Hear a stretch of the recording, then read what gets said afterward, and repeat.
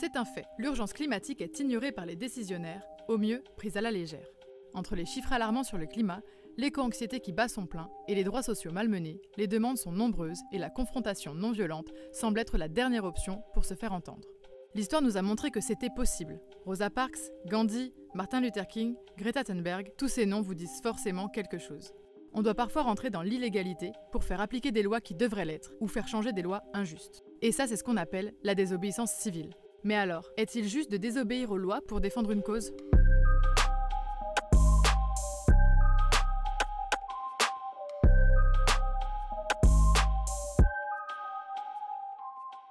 La désobéissance civile, c'est pour moi à la fois un processus qui entre dans une stratégie de lutte non violente et qui est fait collectivement pour l'intérêt général. C'est désobéir à des lois parce qu'elles sont injustes ou pour dénoncer d'autres injustices.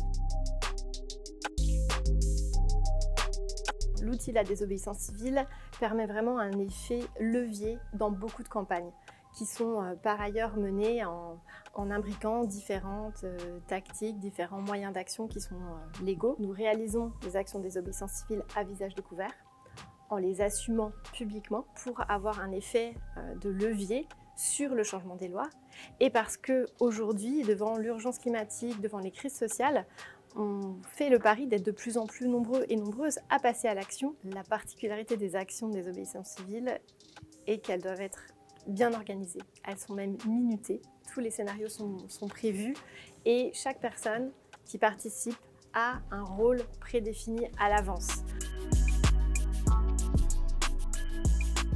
D'accord, c'est organisé. Mais comment ?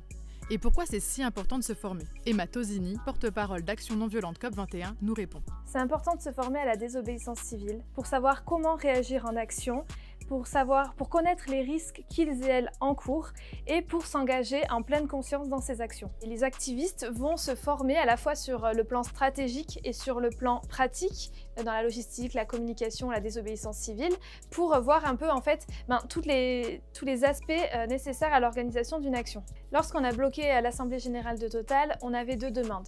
La première, c'est que l'entreprise arrête immédiatement de financer la guerre en Ukraine.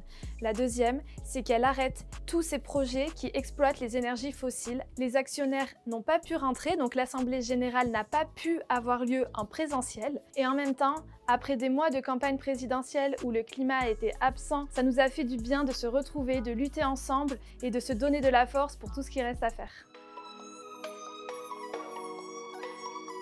Aujourd'hui, le système se sent menacé parce qu'il y a une recrudescence d'actions de désobéissance civile et d'actions en tout genre pour faire changer un système qui est périmé et qui n'est pas adapté face à l'urgence climatique et la crise sociale. Donc l'État a pour moyen la violence pour se défendre. Et donc cette violence est crantée et augmente contre les militants, mais aussi contre les citoyens et les citoyennes. Cette criminalisation des militants et cette répression étatique doit être un facteur supplémentaire et un argument supplémentaire pour montrer la nécessité d'être nombreux et nombreuses à passer à l'action.